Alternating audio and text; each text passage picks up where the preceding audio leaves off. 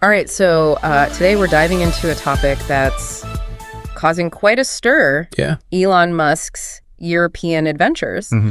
And we're not talking about Tesla factories popping up in the Alps or anything. Well, no. We're talking about his political moves and endorsements and all the buzz that he's creating across the pond. It's definitely raising eyebrows. Right. Especially given, the already kind of tense political climate in Europe. For sure. Yeah. So we've got this AP News article that really digs into it, breaks down his endorsements and, all this online activity he's been up to, particularly, regarding the upcoming German election and some stuff in the UK recently. Yeah, a lot going on. Yeah. Yeah. So before we get into the specifics, why should any of this matter to, the listener? Right. I think, whether you're a tech enthusiast, a political junkie, or just someone who likes to, stay informed. Yeah. This deep dive, I think, is going to give you some real insights into how powerful figures like Musk can really shape the online world. Mm-hmm. And, by extension, the political landscape. For sure. I mean, it's a fascinating case study in how technology and wealth and political influence are all coming together. Yeah. It's something we're seeing more and more of in the 21st century. Yeah. Okay, so let's unpack this a little bit. Sure. The article points out that Musk was, very vocal in his support of Donald Trump's, re-election campaign back in 2024. Mm-hmm. But now it seems like he's kind of shifted his attention to Europe. Right. Specifically endorsing right-wing parties and figures. Yeah. And it's not just a one-off tweet or anything like that. No. His online activity shows a pattern of boosting far-right influencers and their content. It seems deliberate, right? Right. So the question becomes, is this just Musk exercising his right to free speech, as he often claims, or is there, a more calculated strategy at play here? Mm-hmm. And, given the reach of his platform X, right, and his personal wealth, the potential to influence political outcomes, I think, is pretty significant. Yeah, that's a great point. It's not just about, expressing an opinion. It's about the amplification that comes with it, with his platform and his persona. Exactly. Speaking of amplification, Germany's a prime example of where this is playing out. Mm-hmm. They've got this crucial election coming up on February 23rd, 2025, after their current government collapse. Right. And Musk, he didn't just subtly hint at his preference. No. He straight up endorsed the Alternative for Germany party, the AfD. The AfD. Yeah. Even going so far as to say, only the AfD can save Germany. And that's where things get really interesting and potentially concerning, right? Yeah. Because the AfD has been under scrutiny for potential ties to extremist groups. Yeah. And their rhetoric often taps into, these anti-immigrant sentiments and nationalistic ideals, which really resonate with a certain segment of the population, people who maybe feel left behind by globalization or disillusioned with the political establishment. So it's not just an endorsement. It's like adding fuel to an already heated political landscape. Exactly. Yeah. Exactly. And to make things even more volatile, he's actually scheduled to participate in a live chat on X with Alice Weidel, who's the AfD co-leader. Wow. Yeah. So you can imagine the kind of exposure and legitimacy that gives to the AfD, especially during such a crucial time. Yeah, it's almost like giving them a global megaphone, right? It really is. Now, German Chancellor Olaf Scholz, while acknowledging the concern, he's kind of urging a calm response. He's basically saying, look, German voters will decide their future, not some, tech billionaire on social media. But Scholz is in a tough spot, right? Right. He doesn't want to appear threatened by Musk's involvement. Mm-hmm. But at the same time, he can't ignore the potential impact of such a powerful figure meddling in German politics. Yeah, it's like, how do you grapple with the influence of these tech giants without seeming like you're trying to stifle free speech? Right. Or come across as out of touch? It's a tough balancing act, and there's no easy answer. Yeah. But the fact that it's even a question, right, shows how much the landscape has shifted. Exactly. Now, the EU is also trying to regulate online content. Mm-hmm. They have this thing called the Digital Services Act, which aims to hold platforms accountable for the spread of illegal or harmful content, like hate speech or disinformation. So that's where the clash with Musk's free speech absolutism comes in. Right. Musk sees any attempt at regulation as a form of censorship. A slippery slope towards this dystopian future where governments control what we can and cannot say online. Right. And he often compares these efforts to, something out of the Soviet era. So it's this fundamental clash of philosophies. Okay. It's a battle over who gets to control the narrative in the digital age. Exactly. But it's not just Germany that Musk has set his sights on. No. He's also been stirring things up in the UK. And that's where things get even more personal and a lot more aggressive. So since Labour's victory in the July 2024 election, Musk has been relentlessly targeting Prime Minister Keir Starmer with some pretty inflammatory rhetoric. It goes beyond your typical political sparring. No. Right. He's accused Starmer of being evil, leading a tyrannical police state, even being complicit in what he calls the worst mass crime in the history of Britain. Wow. I mean, these are incredibly serious accusations. Yeah. Especially coming from someone with Musk's platform. It's definitely not your average, Twitter feud. Right. But what are these accusations even based on? So Musk is digging up Starmer's past, specifically his time as director of public prosecutions between 2008 and 2013. And he's highlighting child sex abuse cases from that period. Okay. Particularly those involving what are known as grooming gangs in northern England. Now, for our listeners who might not be familiar with that term, grooming gangs refer to organized groups of individuals who systematically target and exploit vulnerable young people, often for sexual abuse. Exactly. And Musk is essentially implying that Starmer, as the head of the prosecution service at the time, failed to adequately address these horrific crimes, even going so far as to suggest some level of complicity. Wow, that's a heavy accusation. It is. But Starmer is vehemently denying these claims, calling them lies and misinformation spread by Musk for his own political agenda. And this is where the line between free speech and harmful accusations gets incredibly blurry. Right. On one hand, Musk has a right to criticize public figures and raise concerns about past events. But on the other hand, when you have someone with his platform and reach spreading potentially unsubstantiated and damaging accusations, it can have a real impact on public perception and political discourse. It's like wielding a weaponized megaphone. Exactly. And the consequences can be far-reaching. Absolutely. It's not just a war of words, right? Right. It's about the potential to damage reputations, erode trust in institutions, even incite violence or hatred towards individuals or groups. So what we're seeing here is like this collision of powerful forces, right? Yeah. A tech billionaire with a global platform, a volatile political landscape, and the rise of online platforms as battlegrounds for information warfare. Exactly. And this raises some really fundamental questions. Yeah. What are the ethical boundaries of using social media to influence political events?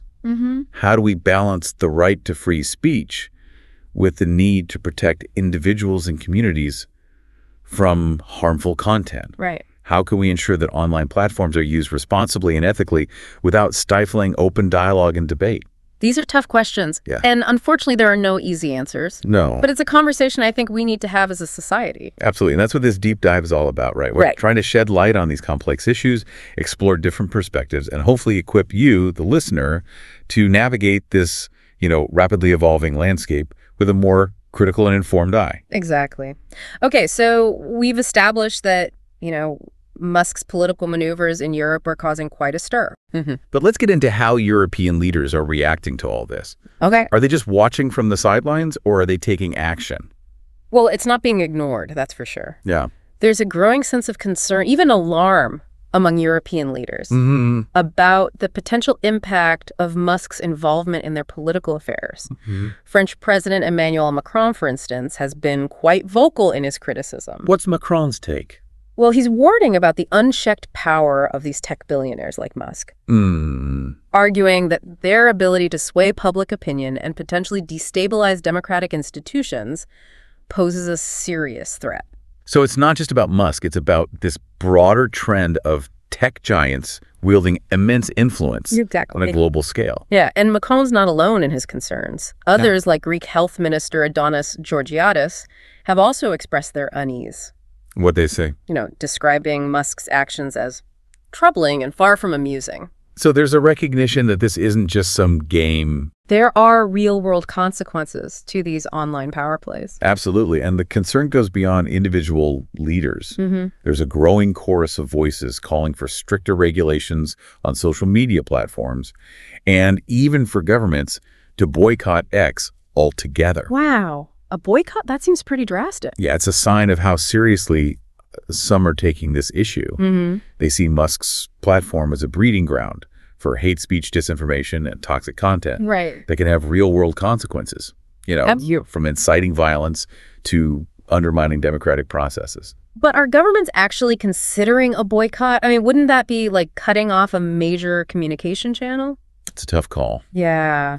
Both the UK and German governments have stated that they're not planning to boycott X at this time. Okay. They're trying to find that balance, between addressing the concerns about harmful content and protecting free speech and access to information. So it's back to that balancing act we were talking about. But even if they're not boycotting, are there any concrete steps being taken to regulate X or hold it accountable? Yeah.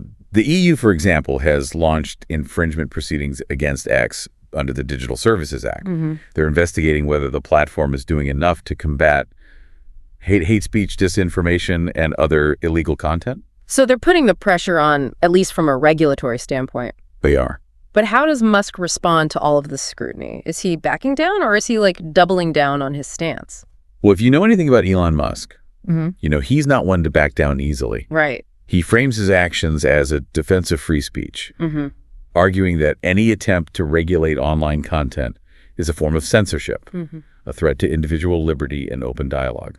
So he's basically digging in his heels, framing himself as this champion of free speech against the forces of censorship. Exactly, and it's a powerful narrative. Right. Especially in online spaces where the concept of free speech is often held sacred. But isn't it a bit more nuanced than that?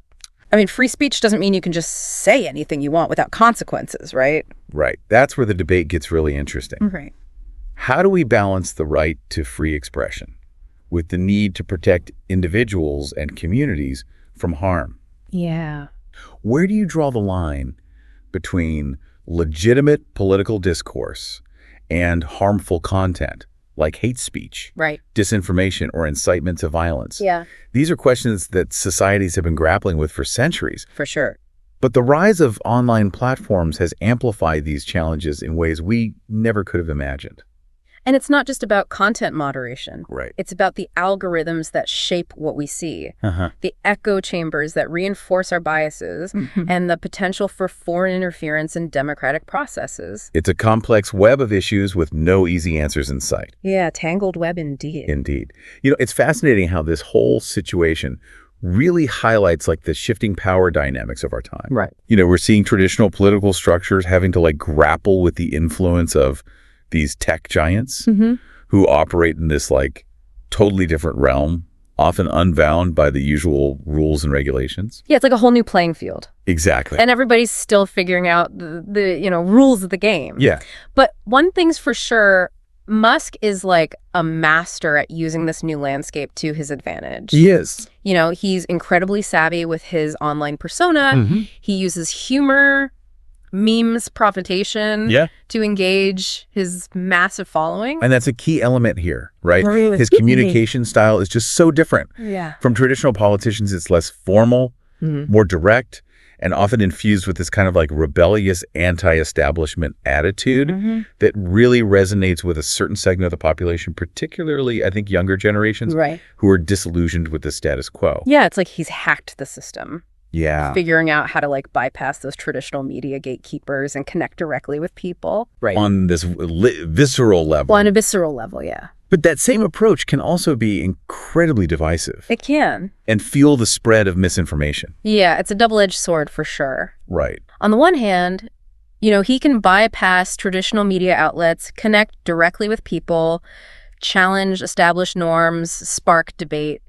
But on the other hand, it allows him to spread unsubstantiated claims and potentially manipulate public opinion without much accountability. And it's not just about what he says. Right. It's who he chooses to amplify. Exactly. By retweeting or interacting with certain accounts, he's essentially giving them a stamp of approval and exposing his followers to their content, whether it's accurate or not. It's subtle, but it's a powerful form of influence. Right. He's curating a certain worldview, promoting specific narratives, shaping the information landscape for his followers. Right.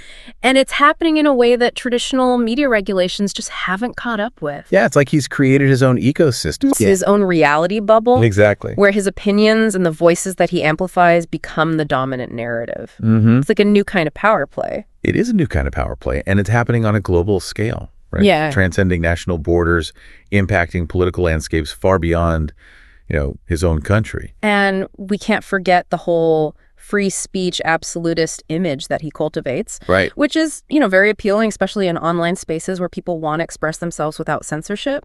But it also makes it harder to address the very real harms that can come from unchecked online speech, like hate speech, incitement to violence.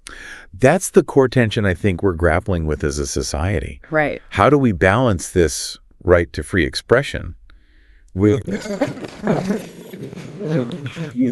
from harm? Especially in the online world where content can spread so rapidly and widely. Right. It's a complex question that lawmakers, tech companies, individuals, we're all struggling to answer. It's definitely a challenge with no easy solutions. No. But shifting gears a bit, Go ahead. one thing that kind of struck me while reading this AP article was how much attention Musk is giving to the UK situation compared to other European concerns.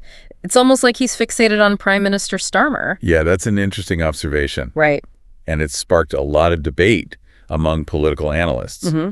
Some suggest it's like a personal vendetta, Right. maybe fueled by Starmer's criticism of Musk's business practices, Right. or his stance on social media regulation. Others think it's part of a broader strategy to undermine the current Labour government and bolster the chances of a right-wing resurgence in the UK. So it could be personal, it could be political, or maybe a bit of both. Probably a bit of both. But regardless of the motivation, I mean, the impact is undeniable. It is. His attacks on Starmer are generating headlines, they're fueling online debates, and potentially swaying public opinion. And all of this is happening, in the context of the UK's own efforts to regulate online content through the Online Safety Act, which Musk has been, a very vocal critic of. Yeah, he's compared it to Orwellian censorship. Exactly. So it adds another layer to this whole thing. It does. Is Musk targeting Starmer just to discredit him and undermine support for these regulations? Or is it a more personal attack? Right. Driven by ego or a desire to settle scores? It's hard to say for sure. Yeah. But the fact that these issues are so intertwined, the personal, the political, the regulatory, it makes it even harder to decipher Musk's true intentions and predict the long-term consequences of his actions. Yeah, it's a tangled web indeed. It is a tangled web. And it's not just about the UK and Germany. No. Musk's actions are having these ripple effects throughout Europe, raising broader concerns about foreign interference and democratic processes. And the unchecked power of these tech billionaires to influence political discourse. That's a crucial point. Right. This isn't just about one man's tweets. Right. It's about the systemic issues that allow these platforms to become, breeding grounds for disinformation, hate speech, and political manipulation. So what can be done about it? Right. Is there any way to rein in this kind of influence without stifling free speech or turning the internet into, this heavily censored space? That's the billion-dollar question, and there's no easy answer. Yeah. But there are a few things I think that can be done. Okay. First, we need to raise awareness about these issues. Educate people about the tactics that are used to manipulate online discourse. Right. And encourage critical thinking and media literacy. So empower people to be more discerning consumers of information, to question what they see online, and recognize potential bias or manipulation. Exactly. Second, we need to hold these platforms accountable for the content they host. That means demanding more transparency about their algorithms, taking stronger action against harmful content, and implementing stricter measures to prevent foreign interference in elections. So putting pressure on these tech giants to take responsibility for the impact they're having on our societies. Exactly. And third, we need to explore new regulatory frameworks that can address the unique challenges posed by these online platforms without undermining the core principles of free speech and open dialogue. So it's a balancing act. It is. This constant negotiation between protecting free expression and safeguarding our democratic processes from manipulation and abuse. Exactly. And it's a conversation that needs to involve all stakeholders. Yeah. Lawmakers, tech companies, civil society organizations. Right. and most importantly, the public. It's a shared responsibility. It is. A collective effort to make sure that these powerful tools are used for good, not for harm. Exactly. Okay, so we've talked about the concerns, the challenges, the potential solutions, but let's shift gears for a moment and talk about the potential consequences for Musk himself. Yeah, okay. Is all this political posturing coming at a cost? Well, it's definitely a risky strategy. While his alignment with right-wing movements might appeal to a certain segment of his customer base, it's likely alienating a significant portion as well, particularly in Europe, where public opinion tends to be more sensitive to these kinds of political endorsements. So he's risking a backlash from consumers who disagree with his views. Absolutely, and it's already happening. Oh, really? We've seen reports of Tesla owners trading in their cars for other brands. Wow. Citing Musk's political stances as a major factor in their decision. Interesting. And it's not just individuals. Governments and regulatory bodies are also taking notice. The EU's investigation into X is a prime example. Right. If they determine that the platform isn't doing enough to combat harmful content, they could impose hefty fines. Yeah. Or even restrict its operations in Europe. So there are potential financial and legal consequences as well. Definitely. And then there's the impact on his brand image. You know, Tesla in particular has cultivated this reputation as a forward-thinking, environmentally conscious company. Right. And Musk's political stances, particularly his alignment with right-wing figures who often downplay climate change or oppose environmental regulations, Right. could really damage that reputation and alienate a key demographic of consumers. So it's a risky game he's playing, It is. with potential consequences for his businesses, his brand, even his personal legacy. Yeah, it's a high-stakes gamble, and it remains to be seen whether it will ultimately pay off or backfire. Okay, so we've covered a lot of ground here, We have. from the motivations behind Musk's actions to the potential consequences for his businesses and the broader political landscape. Yeah. But before we wrap up part 2 of our deep dive, Okay. I want to bring it back to you, the listener, and offer some food for thought. Right. It's important to remember that, this is an evolving situation. It is. It's a complex interplay of forces that we're only beginning to understand. And it's not just about Elon Musk. It's about this broader trend of tech billionaires wielding immense power and influence in our societies. For sure. So it's a wake-up call, a reminder that we need to be vigilant, informed, and engaged in these conversations. Absolutely. The future of our democracies, our economies, even our online spaces depends on it. Well said. And on that note, we'll wrap up part 2 of our deep dive into Elon Musk's European adventures. But don't go anywhere, because in part 3, we'll explore the potential long-term consequences of this new era of tech-driven political influence and discuss what we as individuals and as a society can do to navigate this complex and rapidly evolving landscape. Welcome back to our deep dive into Elon Musk's adventures in Europe. So in the previous parts, we really unpacked his political endorsements, his, online tactics, and all the reactions that he's provoking. Yeah, a lot to unpack, Right. dear. So in this final part, we're going to kind of explore the potential long-term consequences of all of this. And you know what it means for the future of online discourse and political landscapes around the world. I mean, it's a real case study, in how technology, wealth, and political influence are all kind of converging. Yeah, it's all coming together. Yeah, it's a trend that's only going to become more prominent in the coming years. For sure. So let's start with the big picture. We've established that Musk's actions are having a real impact. But what are the potential long-term consequences, not just for him, but for the broader, political and social landscape? Well, one of the biggest concerns is the erosion of trust in democratic institutions and processes. Okay. When a powerful figure like Musk openly endorses far-right parties or spreads unsubstantiated claims about political leaders, Right. it fuels cynicism and distrust among voters. So it's not just about, winning or losing an election. It's about undermining faith in the system itself. Exactly. And that can have this really corrosive effect on democracy, making it harder to address, complex challenges and find common ground. Yeah. And it's not just about trust in institutions, right? No. It's also about, the potential for increased polarization and division within society. For sure. Right. Musk's rhetoric, his attacks on people, he disagrees with his framing of political issues as these black and white battles between good and evil.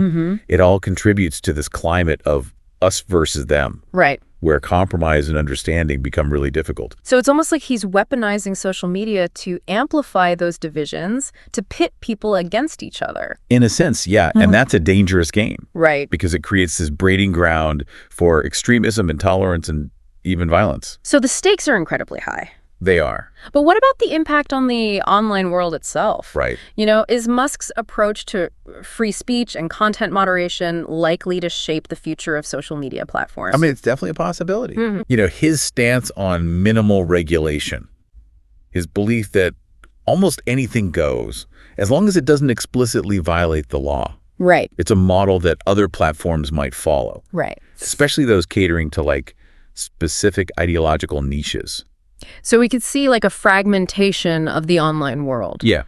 With platforms becoming these echo chambers for different viewpoints, reinforcing biases, and making it even harder to bridge those divides. That's a real concern. And it could lead to a situation where, the most extreme voices, the most inflammatory content kind of rises to the top. Right. Just because it generates the most engagement. So a race to the bottom. Yeah. Where sensationalism and outrage trump reasoned debate and critical thinking. It's a possibility and one we need to be aware of. Now, it's not all doom and gloom, though. Okay. There are some potential positive consequences of Musk's involvement. Oh, really? I'm curious to hear about that. Yeah. Well, for one, he's definitely brought the issue of free speech and content moderation to the forefront of public discourse. Right. His outspokenness, his willingness to challenge conventional thinking has sparked conversations that might not have happened otherwise. So he's acting as a catalyst, Yes. forcing us to really grapple with these complex issues. Exactly. Even if we don't agree with his approach. Right. And secondly, his criticisms of government overreach his defense of individual liberty. Even if you don't agree with all of his arguments. Right. They do raise some legitimate concerns about the balance of power between governments, tech companies, and individuals in the digital age. So it's a reminder, that we need to be vigilant, that we need to hold those in power accountable and ensure that technology serves humanity, not just the ambitions of a few. Precisely. And that brings us to the really crucial question. Okay. What can we do as individuals and as a society to navigate this, complex and rapidly evolving landscape? Yeah, it's a daunting task, but I think it starts with awareness. We need to understand the dynamics at play, the motivations of the key players, the potential consequences of their actions. Absolutely. And that means being critical consumers of information, questioning what we see online, verifying sources, recognizing potential bias, seeking out diverse perspectives. So media literacy, basically, Right. equipping ourselves with the tools to discern fact from fiction. Right. To separate, propaganda from legitimate news, Yeah. to recognize manipulation. Exactly. And it's not just about individual responsibility. Right. We also need to demand more accountability from these tech companies. That means, pushing for greater transparency about their algorithms, Right. advocating for stricter measures to combat harmful content, and supporting regulations that protect our privacy and our democratic processes. So it's about collective action. It is. About using our voices, our votes, our consumer choices to shape a digital world that reflects our values and serves the common good. Precisely. Yeah. And it's a continuous process. Right. A constant negotiation between innovation, freedom, and responsibility. Well said.